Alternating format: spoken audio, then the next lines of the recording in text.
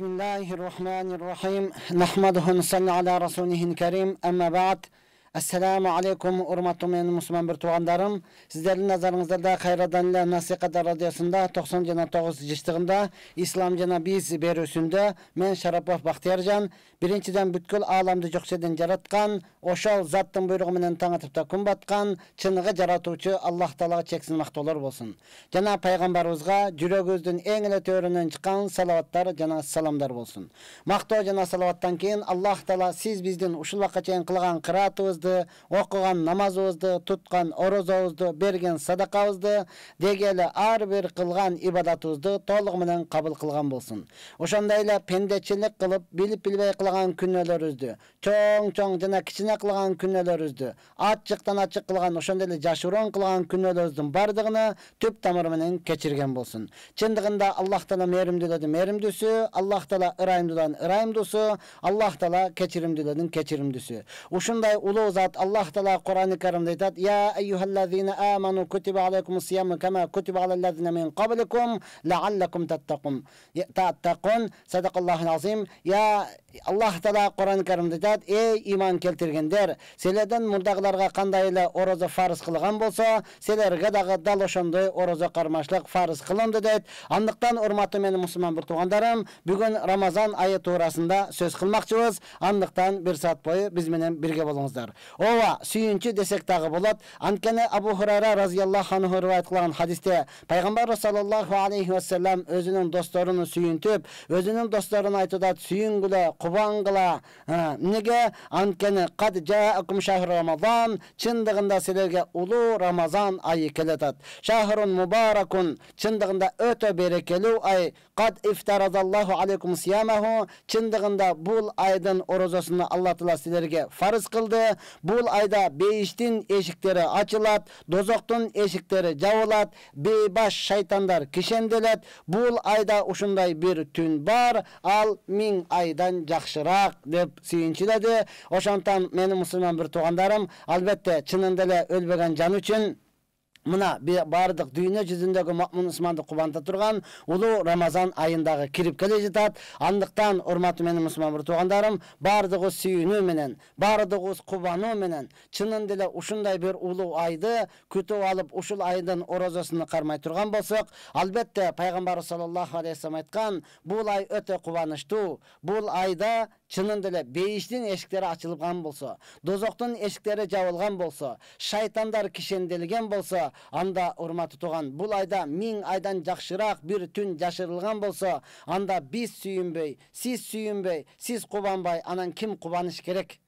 Anan kim kubanış gerek? Oşontan urmatly meni musulman bir tuğandarım, albette öte kubana turgan ay keldi. Bardyňyzlar süýünü menen birgelikde biri-birimiz menen keçirim surap, murda uruşkandar bolsa jaraşyp, bardygy urmatly tuğan uşul ulu aydy kütüp alayly. Bugün muna uşul tuğrasında söz kılmakçыбыз. Andyktan egerde sizlerde kızıktırgan soragyňyzlar bola turgan bolsa, bizde 705 96 94 41 WhatsApp nomerimiz iştep jatat urmatly tuğan. Oşoga kızıktır soragyňyzарды berseňiz bolat. Albette murdagıday ele talak maselesi boyunça berbegeniňiz jakşyrak. Al tüz efilden degele telefondan çeçilbeyt. Oşalla uçulda töşek maselesi jeke kızykçylyk bolgonduktan any dagı berbeseňiz jakşyrak bola turmaty tuğan.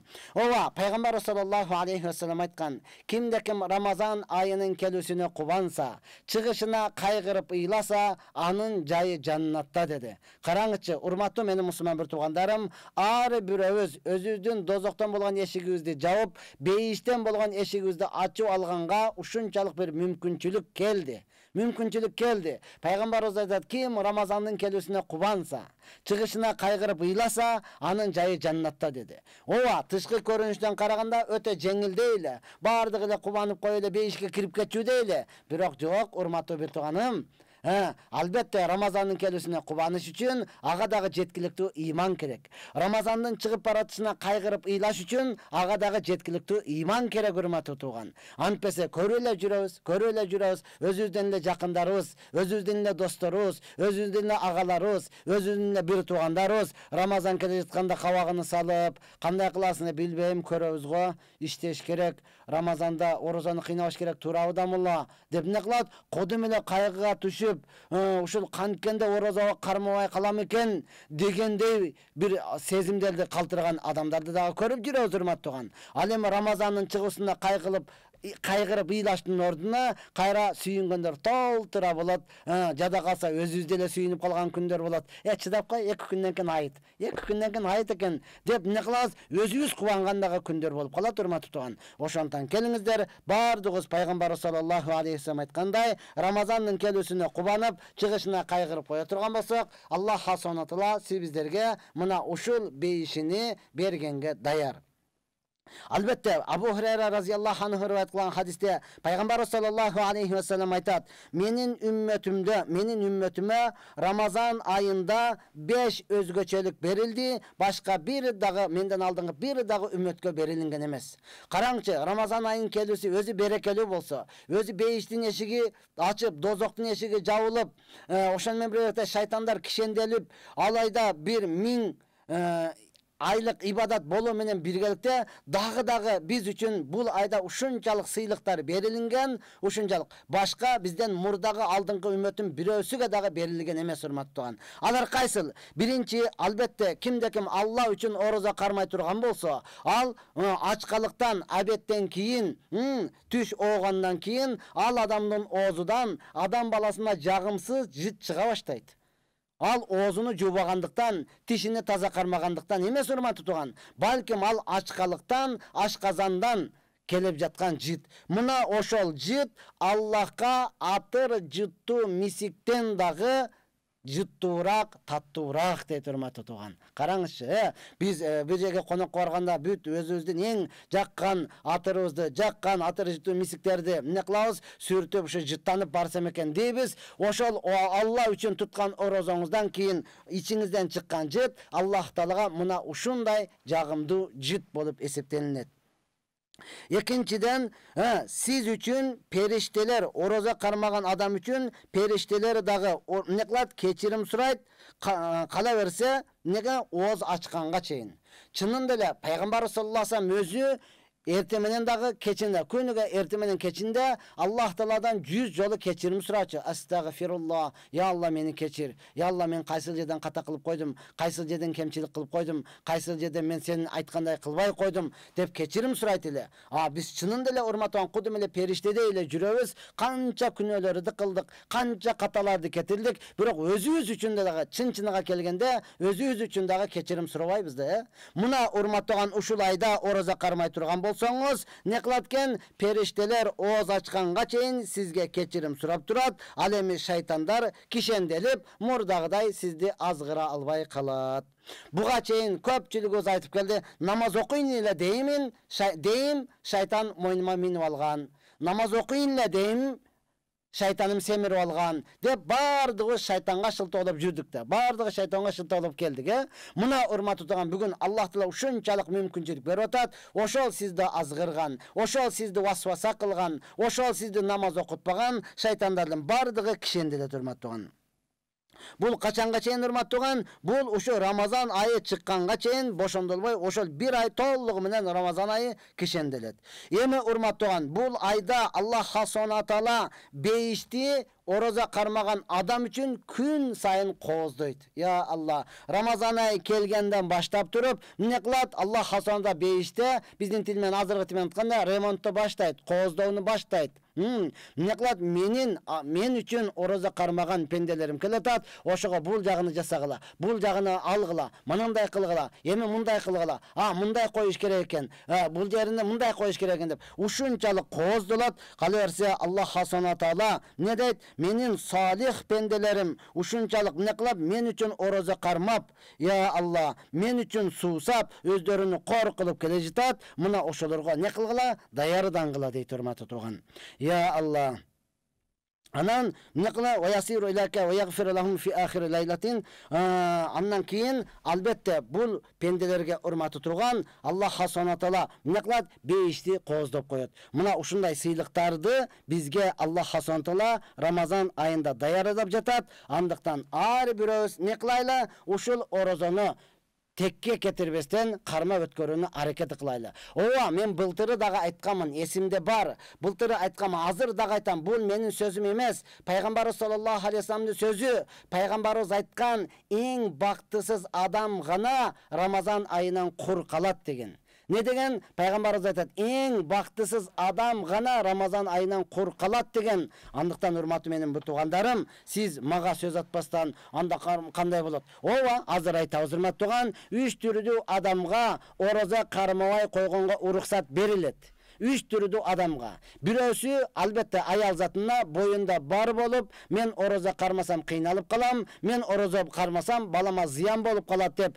врачтагы кармабаңыз, анткени сиздин ден соолугуңуз жакшы эмес, давленияңыз көтөрүп кетиши мүмкүн же түшүп кетиши мүмкүн, өзүңүзгө же балаңызга зыян болуп калат дей турган болсо, ошол адамга эмне кылат? Ороза кармабай койгонго уруксат берилет. Экинчиси, урматтуу тууган, албетте этек кири келген аял затына. Этек кири келип калды, же болсом төрөп калды, нифасканы деп коет. Ошону көргөн аялга ороза кармабайт ал. Анан үчүнчүсү, ооруп мусафир, сафарда жүргөн адамга ороза кармабай койгонго уруксат. Сафар бизде ата-бабабыз айткан, жол азабы көр азабы дейт, урматтуу тууган. Мен кыйналып калат экенмин десе, кармабай койгонго уруксат. Жок, самолет менен баратам, автобус менен баратам, же машинада баратам, эч кандай кыйынчылык жок дейт болсо, кармаган болсо жакшы болот. Албетте, урматтуу, оорулуу адам ооруп жатат. Азыр Рамазан айы келип калды, ооруп жатат, урматтуу. Бул адамдагы ооруса, оорусу күчөйүп кетет, ооруса дарылана албай калат. Бул адамдарга уруксат чынында элечи. Анан Кудайга шүгүр, эгер дени башыңыз таза турган болсо, я Алла, мүмкүнчүлүк бар болуп турган болсо, анда дагы анан иш кылыш керек да, иштеш керек да. Иштеңиз, урматтуу тууган, биз ага каршы эмеспиз. Сиз кандай иштеп аткан болсо, биз дагы ошондой эле иштеп атабыз. Балким сизден көбүрөөк иштеп атабыз биз. Ишти кылабыз, ошол эле учурда урматтаган, өзүңүздү дагы кыйнабаңыз. Албетте, Рамазан айында өзүнүн берекеси бар. Эч кандай коркпостон орозону кармай бере турган болсоңуз, сөзсүз бул соопторго жетишесиз, бул соопторду алып каласыз. Аллах субхана таала хадиси кудисиде Аллах таала өзү айтат. Аллах таала өзү айтат. Менин пендемдин ар бир кылган амалы, ондон баштап 700 эчеге чейин көбөйтөт. Ондон кандай жакшы иш кылсаңыз, 10 сооптон баштап 700 эчеге чейин сооп берилет. Илла саам, бирок орозого андай эмес, урматтууган. Анткени Аллах таала өзү айтат, орозо мен үчүн болуп атат. Мен үчүн пендем өзүнүн каалоосун тыйды, мен үчүн жебеди, мен үчүн ичпеди. Ошондуктан бул орозонун соону мен өзүм гана берем деди. Бул орозон соону мен өзүм гана берем деди Аллах субхана таала. Жана ороза кармаган адам үчүн ар бир ороза кармаган 2 сүйүнүч бар. Рамазан келүүсүнө кубануу менен биргеликте ким ороза кармай турган болсо, ал адам үчүн дагы 2 кубаныч, 2 сүйүнүч бар. Бирөөсү ооз ачар учурунда. Ооз ачар учурундагы, я Алла, бир карыш курсаң бар, кичине эле алдыңдан жейсиң, бирок ооз ачарга барганда эмне кыласың? Дасторконун бүт барыны карап, бир катары чыгып, эмнени жесем болду экен, кайсыны карасам болду экен деп, ушунчалык кубаныч. Албетте, бул кубанычты, бул сүйүнүүнү сөз менен айтып жеткире албайсыз. Ороза кармагандар билет, урматтууган, калгандары дагы бардыгыбыз бекем кылалы, ушундай кубанычтан кур калып кетпейли. Ооба, экинчиси кыямат күнүндөгү Райян аттуу ишке киргендеги сүйүнүч. Андагы кубаныч, ал кубанычта чек жок, урматтуу тууган. Андан ороза кармоочулар гана кирет. Албетте, урматтуу тууган, Аллах субхана таала эмне кылат? Бул ороза Алла менен пенденин ортосундагы ибадат, Алла менен пенденин ортосундагы жашырын сыр. Жашырын сыр. Бир адамга намаз окуйсуңбу дедиңиз, ооба окуйм десе, окуйт экен дедиңиз. Анан намазга барганда таараты жокпу, барбы, белгисиз, ал daarатылгандан уялуу эле daarатым бар деп койду, билбедиңиз, daarаты бар экен деп. Сиз менен эле жыгылып коюп кетти, аркаңыздан ээрчип элечи. Негизи окубайт эле. Бирок окуйм деп уялган эле. Аркаңыздан эле туруп намаз окудагын кетип калды, сиз ойлоп калдыңыз, бул намаз окуйт экен депчи. Тараты жок экен, эмне кылган, намаз окуйт экен дедиңиз. Андан кийин эмне кылды? Асырга баргандан кийин окубай калды эле. Айтат экенсиң, сен окуганды билбейт экенсиң го, окубайт экенсиң го. Аны билип алдыңыз. Же болбосом сиз менен кошуп жатып туруп атканда эле сезип калдыңыз, жото бул намазды билбейт экен. 4 рекети 5 рекет кылып окуп койду. Пешинде макул менен окуду, асырга келгенде окубай калды. Муну билип алдыңыз. Ошол эле учурда дарата бар жок экендигини, аны менен бирге жүрсөңүз, не кылат? Билинип кала турмат турган туалетке чыгып калды, тарат алса таратым бер. Жана чыгып келдим го. Мен жөнүндө мындай кирип чыктым деп койду. Анын дараты жок экенин билип алдыңыз, урматтуу туган. Бирок орозосуну биле албайсыз. Кечке un чыкпай эле эч нерсе жебей эле жүрө берсе, орозомун деп элечи. Тилин чыгарып коймана, тилим аппак экен деп коюп жүрө берсе, муну орозо экен деп билесиз. Бул орозо Алла менен пенденин ортосундагы жашыруун сыр. Ошондуктан, урматтуу туган, Аллах Таала айтат, бул мен үчүн бул, мен үчүн. Мунун соопторуну мен өзүм гана берем деди. Бул ушунчалык жеткен сооп боло турмат туган. Андыктан ар бирөөбүз не кылайлы? Аракет кылайлы. Албетте, пайгамбар Салман Фарси разияллаху анху дагы риваят кылат. Пайгамбар саллаллаху алейхи вассалам ушу Шабан айын акыры, бүгүн акырлап калган учуру, урмат туган, Кудай буйурса, эгерде бул ай 29-дан кайта турган болсо, биз экиси күнү орозо болуп калабыз. Эгерде Шабан 30-дан кайта турган болсо, ана 3 күнү орозо болуп калабыз. Кудай буйурса, муфтиятыбыз дагы анын кабары берет, урматтуу туган. Ошондо апрелдин 2 күнү биз орозо болуп калышлыгыбыз ыктымал. Ошондон азыртан бардыгыбыз даярданайлы. Ушу Шабан айынын акырында пайгамбар саллаллаху алейхи вассалам дагы өзүнүн досторуна баян кылып туруп айткан: "Эй адамдар, чындыгында силерге улуу берекелүү ай келе жатат. Бул айда 1000 айдан жакшыраак бир түн бар. Бул айдын орозосуну Аллах Таала силерге фарыз кылды. Жана бул айда түнкүсүн таравих деп коет, түнкүсүн намаз окушлукту бизге нафил кылып берди. Эми караңын, ушу Рамазан айында кимде ким чын жүрөктөн бир жакшы ишти аткара турган болсо, бир жакшы сооп иш кыла турган болсо, башка айда бир фарызды аткарды деген сооп алат деди. Я Алла, мынаны караңычы, кандай мүмкүнчүлүк, кандай шанс, кандай гана ибадат кыла турган мезгил, урматтуу туган. Жөнөкөй эле бир жакшы. Караңыз, айтканда, азыр эмне кылдыңыз? Бай эмессиз, бай эмессиз. Зекет бере албайсыз, зекет сизге фарз эмес. Рамазан айында сиз жөн эле садака берип койдуңуз. Бай эмессиз, сизге эмне кылат? Зекет фарз эмес да. Садака бердиңиз. Бирөөгө 10 сом, мели 20 сом, болуптур, көңүңүздөн канча чыкты, ошончону берсеңиз, Аллах Таала не дейт? Бул башка зекет берди деген, фарз ишти аткарды деген соопту жазат. Түшүндүрө алдымбы? Караңыз, бул айда бир жакшы ишти, жөнөкөй нафил жакшы ишти кыла турган болсоңуз, башка айда бир фарзды аткарды деген сооп аласыз. Демек, Рамазан айында сиз садака берсеңиз, зекет берди деген сооп аласыз. Ал эми байлар Рамазан айында зекет берсечи, анда башка айда 70 фарзды аткарды деген соопту алат дейт. Байларга дагы өтө мүмкүнчүлүк, урматтуу туган, ушул айда зекетиңизди берип кала турган болсоңуз, неде жазат Аллах Таала? Бул пендем 70 жылдан бери зекетин берип келе жатат деген сооп жазат. Мына өтө чоң мүмкүнчүлүк. Эгер түшүнсөңүз, албетте бул биздин сөздөрүбүз имандууларга, бул биздин сөздөрүбүз мен ибадат кылам, мен дагы мусулманмын, кичине Аллага жакындап калайын деген адамдар үчүн. Албетте иманы жокко даба жок, биз аларга эч нерсе дей албайбыз. Дуа кылабыз: "Я Алла, ушуларга дагы хидаят бер, ушуларга дагы иман бер" деп дуа гана кылабыз, урматтуу туган. Ошондон биз бүгүнкү күнү сиздер менен Насихат радиосунда 90,9 ыштыгында, урматтуу тугандар, түз эфирдебиз. Эгерде сизди кызыктырган сурооңуз боло турган болсо, 0705 96 94 41 номерибизге SMS акыры сурооңузду берсеңиз болот. Албетте биз ага жооп беребиз. Андан кийин, урматтуу туган, кийинчерээк биздин бул сабагыбызды Марватова YouTube каналыбыздан уксаңыз дагы болот. Я Алла, эми караң, пайгамбар саллаллаху алейхи вассалам эмне дейт? Кимде ким ушул Рамазан айында бир фарзды аткара турган болсо, башка айда 70 фарзды аткарды деген сооп алат. Бул ай сабырдуулуктун айы. Bul ay sabırдуулуктун ayı. Жегенден чынын деле урматтуу тууган. Ya Allah. Men tamaşalap aytat elem. Bir ekö ayalımdan tili uzun, ayalım köp süйлөйт. O tili uzun bolsa, köp süйлөгөн bolsa ага oroza карматып койгон. Абеттен кийин такыр süйлөбөй калат. Керек болса өзүң деле süйлөбөй каласың да. Абеттен кийин шалдырап эле. Эми бардык жегенге, ичкенге бардык нерсе тура урматтуу тууган. Керек болса эмне кыласыз? Акчаңыз дагы бар, бирок ошол баары болуп туруп жебестен колунда жок адамдардын кадырын билүү.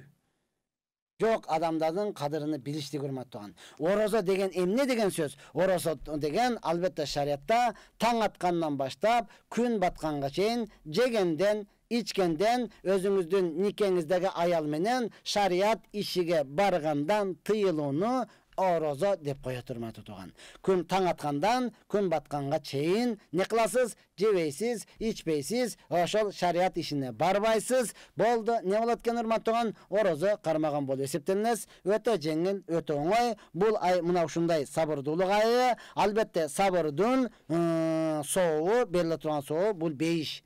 Bizde жақшы сөз бар атабыздан, сабырдын түбі сары алтын деген сөзүбүз бар. Бул сөзсүз бейиш аласыз урматы туган.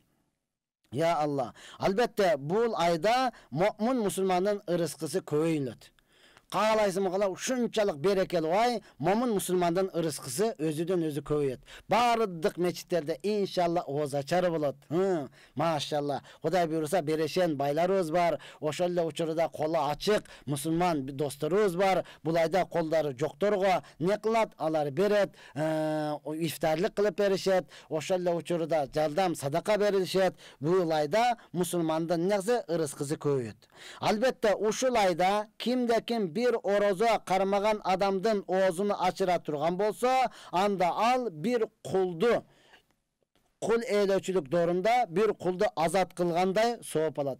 Bizde Kudaga şükür azır kul eylöçülük çok urmatı turgan, emi murdağılar oşol kuldadı azat kılıp soğup alışkan. Bişi Allah Teala mana mümkünçülük berdi. Eğer siz çınında ele azırgız doğrudağı bolbosun, eğer men oşol doğruda, murdağı doğruda jaralıp kalganında kuldardı azat kılmakmın dey turgan bolsanız, eğer oşol sözünüz çın ras bola turgan bolsa, mına oroza karmagandardın oğuzunu açırыңыз, anda sizge ошол не кылынат экен? Кул азат кылды деген сооп жазылат.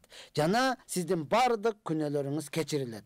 Деп айткан учурда сахабалар Салман Фарис айтат, биз сурадык, ey Алланын элчиси, биздин бардыгыбыз эле орозо кармаган адамдардын оозуну ачырганга күчү жетпейт. Чындын деле урматтуу туган, өзүңүз араң жашап аткан болсоңуз, күнүмдүк тамак менен эле алек болуп аткан болсоңуз, чынын деле кул азат кылганга дегеле ар бир адамдын оозун ачырганга мүмкүнчүлүгү жок да. Бардыгы деле андай жок. Пайгамбардын дооруда дагы ошондой болгон. Ошондон сахабалар сурады: "Ey Алланын элчиси, биз бардыгыбыз не кыла албайбыз? Орозо кармоочулардын оозун ачырганга мүмкүнчүлүгү жок" деди. Ушул жерде токтоп туруп суроо келди. Иншалла ошолорго жооп берип туруп, андан кийин сөзүбүздү улантабыз. Орозодо гаймаритке маз койсо ооз ачылбайбы? Менин атым Бекмамат, өзгөртүшүм керекпи? Мааниси кандай? Бекмамат жок, өзгөртүштүн кажаты деле жок. Урматтаган, албетте кыргызча энчилүү аттар, булардын бардыгынын маанисин которушуңуз керек деле жок. Андан кийин орозо учурунда мурдуңузга тамыза турган болсоңуз, тамакка кетпей турган болсо, оозуңуз ачылбайт. Абайлап туруп тамызасыз урматтаган гаймаритке, макулбу? Себеби бир отода кылганда ал тамызып, суюк болуп тамагыңызга кетип, аны жутуп ала турган болсоңуз, ооз ачылып калышы коркунучу бар. Ошондуктан абайлап тамызып туруп, не кыласыз? Өзүңүздү дарылайсыз иншалла. Анан атыңызды өзгөртпөй эле коюңуз. Жакшы эле ат иншалла Бекмамат. Ya Allah. Anan sorular bolsa albatta urmatuğan 95 96 94 41 nomeri istiyorlar. 705 menen oşoğa жазсаңыздар, жооп берүүнүн аракетini кылабыз иншалла. Ya Allah. Ne kıldı? Sahabalar Peygamber sallallahu aleyhi ve sellem'den soraştı. Keyingi soru men 3 ay murun turmuşka çıkkam. Tilekке karşı joldoşum maga Көңіл бурбай 2 ай жашап шаарга кетип калды. Ал жакта ичип, мени качан алып кетесиң деп чалсам, жини келип, талагымды бердим, жүктөрүңдү көтөрүп алып кет деп айтты. Мен жашайм деп аракет кылсам да, ата-энеси урушса да, жашайм десем болбой жообумду берди. Эми ал менин жашоомду талкалады. Азабы кандай болот? Ооба, урматтуу тууган, азабы пайгамбар азабы чынында эле урматтуу тууган, адал талак беришлик шариатта бар нерсе. Бирок адал нерседен шайтанды эң сүйүнтө турган, шайтанды эң кубанта турган мына ошол талак берүү. Бул күйөөңүз эгер сиз айткандай кылат болсо, анда шайтанды ушунчалык кубандырган болуп эсептелинет. Ал эми адал нерседен Аллахтын эң ачуусуна тие турган нерсе мына ошол талак болуп эсептелинет. Эч кандай аюу жок эле, чынында эле сизде айткандай 3 айдан кийин эле кетип калып, анан барбай кое турган болсо, урматтууган, чынында эле биз айтабыз, үйлөнүшлүк өзү мына ушундай бөлүнөт да, үйлөнүшлүк важип болот, үйлөнүү сүннет болот, үйлөнүшлүк карахият макруh болот, үйлөнүшлүк арам болот, урматтууган. Ушундай адамдарга үйлөнүш өзү карахият, же болбосо арам деп айтсак дагы болот. Анткени жөнүндө эле бир адам кызын алып туруп 2 ай жашап туруп эле анан кетип калып болду, барбай коюп жооңду бердим деп коюшлук, урматтууган, бул оюнчук эмес. Албетте азабын эми Аллах субхана таала өзү билет, бирок Аллахтын эң ачуусуна тийген инсандардын катарында болот. Эч кандай себеби жок. Бул талак оюн эмес, урматтуу тууган. Кинодогудай бул кой эмес. Мына ошондон ар бир эркек өзүнүн сөзүндө эркек болуш керек, онун өзүнүн сөзүндө бекем туруш керек. Мындай нерселерден Аллах таала өзү сактасын. Ассаламу алейкум, кандайсыз? Менин атым Мерим. 8 жаштамын, ороза кармагым келип жатат. Ороза кармасам болобу? Буга чейин толук кармачу эмесмин. Рахмат, Алла разы болсун. Машалла, Мерим карындашым, Алла разы болсун. Сиз 8 жашта боло турган болсоңуз, ороза кармасаңыз болот. Сиздин кармаган соопторуңуз бардыгы ата-энеңизге жазылат. Анткени урматтууган, сизди ушундай ыймандуу кылып, сизди тарбиялап келе жаткан ата-энеңиз себепчи, урматтууган. Ошондон ороза кармаңыз, бул сооп барат. Ушундай сөз келип калды. Караңыз, бизде я Алла, ушундай чоң эле кишилер не дейт? 3 туссам болобу? 3 деген сөз башында 3 күн, ортосунда 3 күн, аягында 3 күн тусса болот экен го. Бул мына 8 жаштагы кызга. Себеби 9 жашта бул балагатка жетет, буга фарз болот. Бул азыр ушинтип эмне кылат? Кармап үйрөнүш керек. Бул деген сөз, урматтуу тууган, бир күн кармап, бир күн кармабай үйрөтүш үчүн бул 11 жашка толгон балага. Аны не кылабыз? Азыр карматып үйрөнүш керек. Ошондон урматтуу ата-энелер, эгерде мени угуп жаткан болсоңуз, балаңыз канча балагатка жетелекпи, кызыңыз балагатка жетелекпи, ал ороза кармаганга кызыгып жатабы, аны дагы ойготуңуз, ал дагы ороза кармасын. Кой, уктай берсин, тургузба дебестен аны дагы ойготуңуз. Ал дагы ороза кармасын. Эми канчалык деңгээлде күчү жете алат, ошончолук кармасын. Абетке барганда апа такыр болбой калдым, суусап кеттим десе, анда кичине суу ичирип коерыңыз. Макул, ага фарз эмес, нафил. Мына сууду ичириң дагы, эми калганын чыдап кой деп туруп, аны дагы чыдоого аракет кылыңыз. Макулбу? Ооба, ал эгер чыдабай калып ортодо суу ичип ала турган болсо, же болсо тамак жеп ала турган болсо, эч кандай күнөөкөр болбойт. Ал күнөөкөр болбойт. Биздин максат аны эч кандай коркпостон тарбиялап үйрөтүш керек. Анткени чынында эле биздин ушул 40ка чыккан, 30га чыккан, 60ка чыккан бир туугандарыбыз бар. Курсагы мынандай жарылдай болуп турат, бирок өмүрү ороза кармабагандыктан ороза карма десең коркот да. Коркот, мен ачка калып калам, мен чыдабайт болушум керек, мен кармап көргөн эмесмин деп кудум эле коркот, урматтуу тууган. Мына ошондон бул корко турган нерсе эмес. Бул ушундай сүйүнүп, бул ушундай кубанып кармай турган нерсе. Мына ошондон жашы жетпегендерге бардыгыбыз орозого тургузуп, аны да карматып үйрөтөйлү, урматтуу туугандар.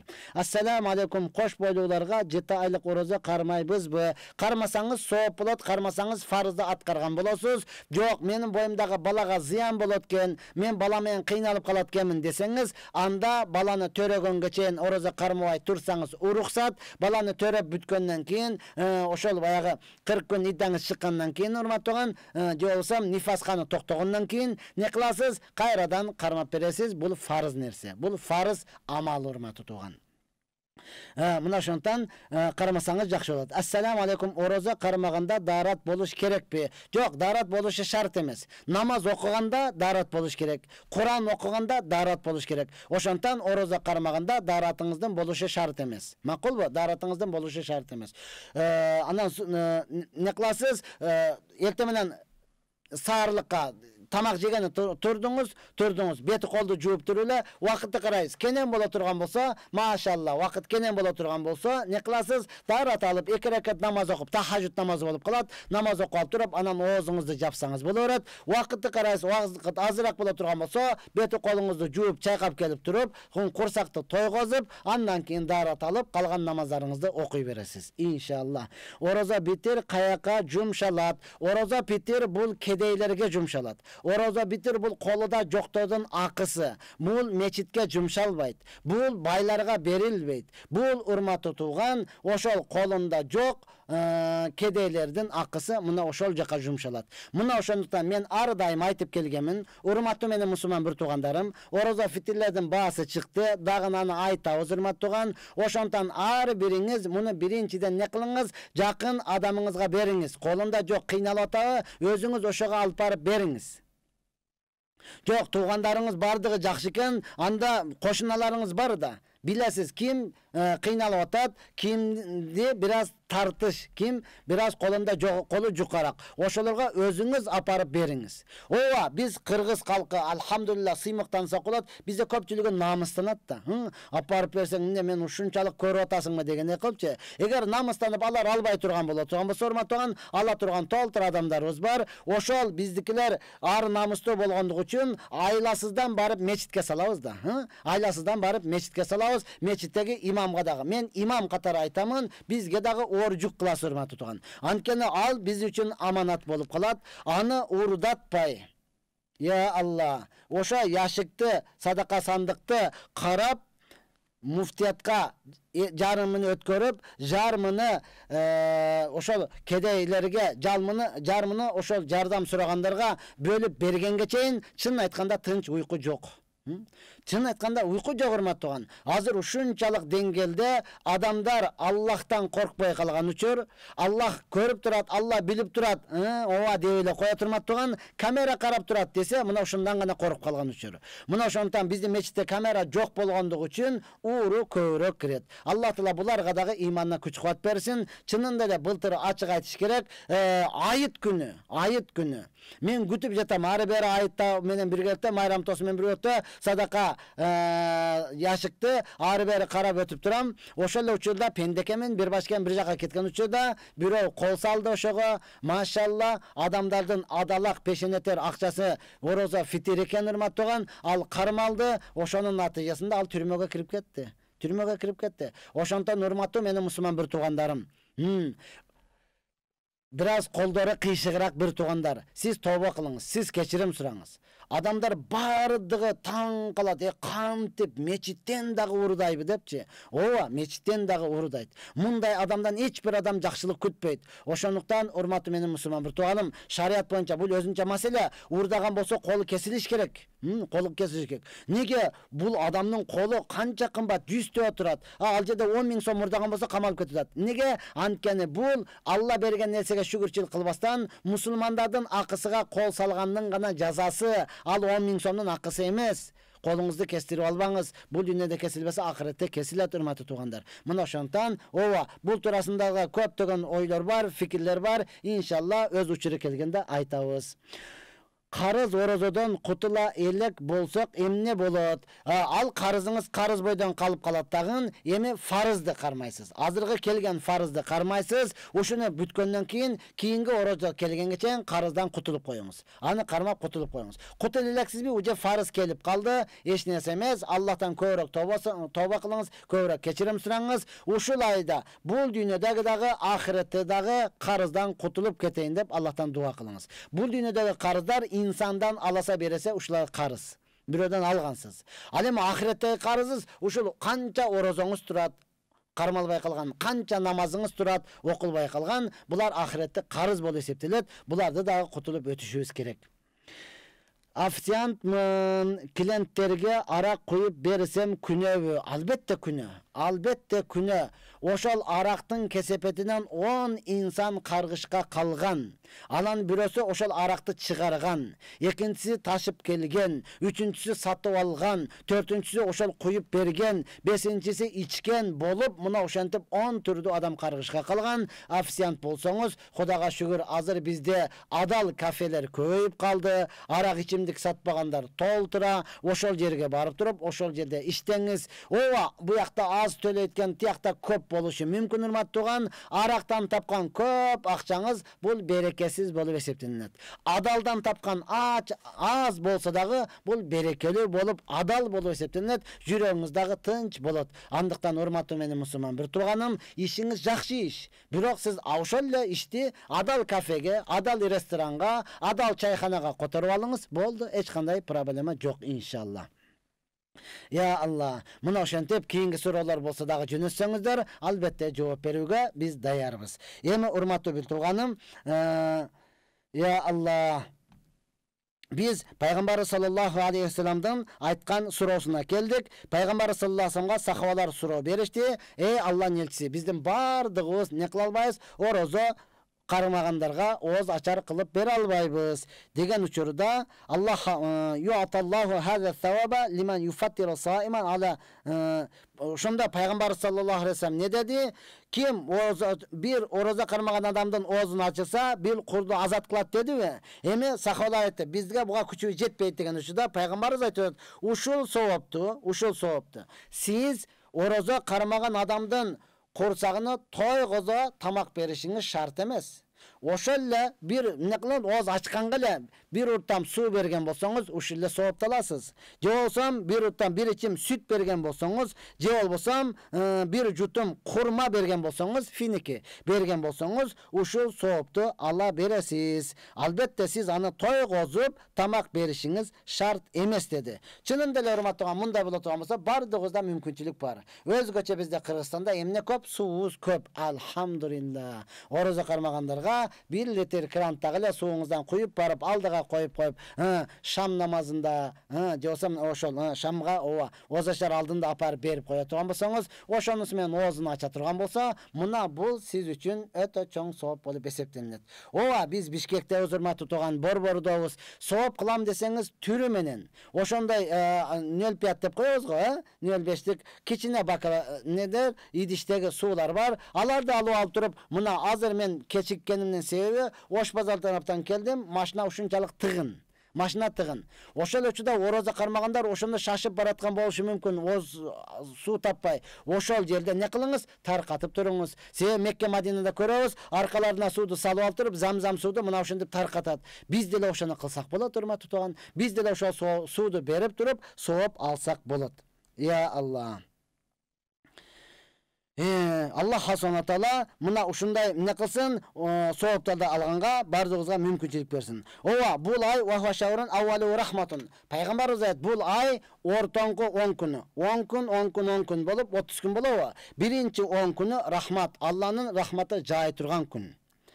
Ve avsatuha mağfiratun. Ortankısı günöler keçirile turgan ay. Ve ahiretu itqo minan niran. Akırgı 10 günü dozoktan azat bola turgan ay. Mından ötkön sүйүнүч barбы? Урматтуу менин мусулман бир туугандарым. Мына авалгы 10 күнү Аллахтын рахматы, мээрими жауып турган ай. Аллахтан сурап ыйлап алыңыз. Алла ушунчалык күнөө кылдык жетишет. Ушунчалык күнөөгө баттык жетишет. Алла мен канчалаган жаман иштерди кылдым. Алла кечир десеңиз, Аллах Таала кечир. Эмне кыла турган? Рахматыны жадырып, сизге мээримдүүлүк кыла турган ай. Ва авсату магфиратун ортоңку 10 күнү бардык күнөөлөрдү кечире турган ай. Keçire turgan ay. Akırgı 10 günü dozoktan azat bolo turgan ay. Emi Peygamber sallallahu aleyhi ve sellem hadisin akırında aytıtat. Kimde kim özünün kol astında iştegen adamlardan jumuşunu jetkire turgan bolsa, jumuşunu jеңилдетип берет turgan bolsa, Allah Taala oşol adamdı dozoktan azat kılat deydi. Andıktan urmattуу jumuş berүүчүлөр. Urmatуу директору дейбизби, урматтуу чоң иште иштегендер. Кол астыңызда кандай адам бар, канча адам бар. Ошолордун жумушуну ушул Рамазан айында бир аз жеңилдетип бериңиз, ошолорго жеңилдик шарт түзүп бериңиз. Аллах субхана таала сизге дагы мүмкүнчүлүк берет дозоктон азат болушуңузга. Ооба, бул айда урматтуу тууган, бардыгыбыз жумуштарыбызды жеңилдетип алып туруп, толугу менен ибадат кыла турган болсок, иншалла бул ай Куран түшкөн ай. Kur'an түшкөн ай. Kur'an окулуш керек бул айда, урматтуу тууган. Я Аллах. Пайгамбарыбыз саллаллаху алейхи ва саллям айтат, бул ай жөнөкөй ай эмес. Пайгамбарыбыз Аби Масуд разияллаху анхудан риваят кылган хадисте пайгамбарыбыз саллаллаху алейхи ва саллям айтат, эгерде пенделер Рамазан айындагы канчалык сыйлык, Рамазан айынын канчалык улуу экендигин билгенде, анда жыл 12 ай Рамазан айы болса экен деп үмүт кылмак дейт. Мынаны караңызчы. Жыл 12 ай эле Рамазан болгон үмүт кылмак. Чынында эле урматтуу, жыл 12 ай Рамазан болсо, дозоктун эшиги жабылган бойдон калса, эч бир адам дозокко кирбесе, бейиштин эшиги ачылган бойдон калса, ар бир адам бейишке кирсе, шайтандан кишенделген бойдон калса, шайтан эч кимди азгырып, эч кимди васваса кылбаса, урматтуу, ар бир адам динге келгиси келет. Ар бир адам бактылуу болгусу келет, урматтуу тууган. Мына ошолорду шайтан васваса кылып, шайтан азгырбаса, албетте ар бирөөсү не кылат эле, тооба кылып, кечирим сурап, мен акыйкатты таптым деп келип, бардыгы динге кирип, жалпы ислам дини менен жашап, ушунчалык берешендик, ушунчалык молчулук, ушунчалык токчулук, ушунчалык тынчтык жашоо орномокта. Чынында эле урматтууган, мунун кадыр баркыны билгенде, ар бир адам ушуну сурамак. Ошондуктан Аллах субхана таала бардыгыбызга мүмкүнчүлүк берсин. Ар бирөөбүзгө Аллах субхана таала ушун Рамазандын улуулугуну туюп сезгенге, Рамазандын ыйыктыгыны, кадырыны билгенге Алла таала бардыгыбызга мүмкүнчүлүк берип, ушу Рамазан айынын орозосуну текке кетирбестен кармап калууга Аллах таала бардыгыбызга мүмкүнчүлүк берсин. Я Аллах, пайгамбар саллаллаху алейхи ва саллям дагы бир хадисинде айтат, кимде ким Min Ramazan ile Bul Ramazandan kiyingi Ramazan. Oşonda эле ажы ким ажыга барган болсо, кийинги ажыга барышлык. Жумадан кийинги жума, намаздан кийинги намаз ал. Булар ортосундагы болгон чоң күнөөлөрдү бардыгына каффара болуп эсептелет. Бардык күнөөлөрдү кечирилет. Мына ушундай ыйык ай, мына ушундай берекелүү ай. Ошондуктан менин мусулман бир туугандарым, ушундай улуу айды текке кетирбестен бардыгыбыз не кылайлы? Толугу менен ниет кылып, бекем туруп, Рамазан айынын орозосуну кармап калайлы. Ооба, Рамазан айы эсептелүү күндөр калды. Кол менен эсептесеңиз болот, урматтууган. Андыктан буга чейин таарынышып жүргөндөр болсо, буга чейин бири-биринен капалашып жүргөн болсо, анда бардыгыбыз бири-бирибизден кечирим сурайлы. Бардыгыбыз бири-бирибизди кечирейли. Жалпыбыз, мен чын жүрөктөн бардыгыңыздарды жакшы көрөм. Менден кандай кемчиликтер кеткен болса, сиздер кечириңиздер. Мен сиздердин бардыгыңыздарды кечирдим, урматтуугандар. Бардыгыбыз мына ошентип бири-бирибизди кечирүү менен биргекте улуу Рамазан айыны сүйүнүп, кубанып, не кылайлы, тосуп алайлы. Албетте, урматтуу тууган, быйыл андан кийин Рамазан айында дагы сооп боло турган мечиттерде таравих намазы окулат. Таравих деген сөз рахат алуу деген. Рахат алуу. Я Аллах. Ошондо барайлы. Албетте быйыл эгер ишке ашып кала турган болсо, казиятыбыз ар бир мечитте бир парадан карылар Куран окусун, кадыр түн кечесине Куран хатым бүссүн деп чечип берди. Эгер ишке ашып кала турган болсо, ар бир мечит, ар бир намазканада алхамдулилlah 30 параны жаттаган карыларыбыз болот. Ошолор тарави намазын бир парадан окуп, кадыр түнгө иншалла бүтүрүп бермекчи. Ошого бардыгыбыз не кылайлы? Барып тарави намазга дагы катышайлы. Эми урматтуу тууган, Рамазан айы, ушул айда орозо кармабасаңыз, ушул айда намазды баштабасаңыз, ушул айда жаман ишти таштабасаңыз, анан качан Качанынан урматтаган. Шайтан боштондукка чыгып кеткенден кийин анда арман кылып каласыз. Анда өтө оор болуп калат. Карасаңыз урматтаган, ошондон мен ушул жерден пайдаланып айтат элем, мына ушул кафе, ресторан иштеткен адамдар Рамазан айынын урматына күндүзү ушуларды жаап койсоңуз өтө соопка калат элеңиз. Ооба, о зачар учурунда ачып иштете турган болсоңуз, ошол күндүзү иштеткенин берекесинин бардыгыны, соопторуну өзүңүз тапкан болот элеңиз урматтаган. Анткени Рамазан айында ооз ачып жүрүшлүк бул өзү жакшы нерсе эмес. Пайгамбар саллаллаху алейхи вассалам ушундай хикаядан келген, еврей дин душманы жөөт, еврей дин душманы алар жөөт, мусулмандарга эч кандай достук кылбайт. Ошол Рамазан айында баласы көчөдө нан жеп жүргөндүгүн көрүп туруп, жаакка чапты да. Жаакка чапты. Неге? Азыр жалпы мусулмандар орозо кармап, жалпы мусулмандар орозо кармап, үйүндө Куран окуп отурса, сен эмне үчүн ошо Рамазан айын урматтабастан көчөдө нан жеп жүрөсүң? Ана кимдин баласы деп сураса, бардыгы мени айтат. Сен мага каргыш алып бересиң. Рамазан айында көчөдө тамак жебе деп баласыны чаап урматтап койгондугу үчүн Аллах Таала ошонун бардык күнөөлөрүн кечирип, ошону бейишке киргизди. Урматтуу менин мусулман бир туугандарым, биз бардыгыбыз өзүбүздө алхамдулилла иймандуубуз, өзүм кара болсом дагы жүрөгүм таза деген адамдарбыз. Анда биз кантип анан улуу Рамазан айыны урматтабай калабыз, улуу Рамазан айында кантип орозо кармабай калабыз. Ошондон келиңиздер, бардыгыбыз жалпыбыз не кылайлы, Рамазан айында орозону кармайлы, ушул ресторандар, чайханалар урматтаган күндүз жабылып, ооз ачар учурунда ачылып иштей турган болсо, албетте бул шариятка ылайыктуу болот эле, өтө чоң соопту тапкан болушат эле.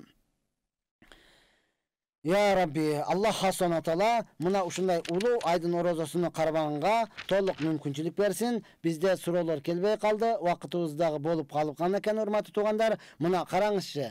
Сүйүнүп болгучак Рамазан айынын бир аз эле пайдаларын айтып бүткүчөк. Мына ушундай дагы убакытыбыз келип калды. Андыктан иншалла биз ар бир Жума күнүнө, ушул 3-чү күнү саат 7-ден 8-ге чейин сиздер менен түз эфирде бирге болобуз. Насихат радиосунда 90,9 иштигинде биздин калган запистерибизди Марва ТВ YouTube каналыбыздан уксаңыздар дагы болот. Иншалла кайрадан жолукканга чейин Аллах Subhanahu Taala бардыгыбызды эсен койсун. Илахи амин. Я Rabbi, ушу Рамазан айында бүткүл мусулмандарды Аллахым өзүңдүн өкүмдөрүңдү толугу менен аткарып, Рамазан айынын орозосун кармап, ар бирөөсү Аллахым күнөөлөрүн кечиртип ибадат кылышка толук жардам бергин. Я Алла, ушу Рамазан айында ар бир мусулман үчүн бейиштин эшиктери ачылган бойдан калышты насип кылгын. Я Аллахым, ушу Рамазан айында ар бир мусулман пенде үчүн дозоктун эшиги жабылган бойдан калышты насип кылгын. Я Аллахым, ар бирөөбүздүн күнөөлөрүбүздү кечирип, өзүңө ибадат кылып, толугу менен намаз окуп, Куран хатым кылып, я Аллахым, өзүң менен бирге болушту насип кылгын. Раббана атина фид дунья хасана ва фил وقنا عذاب النار برحمتك يا أرحم الراحمين. السلام عليكم ورحمة الله وبركاته.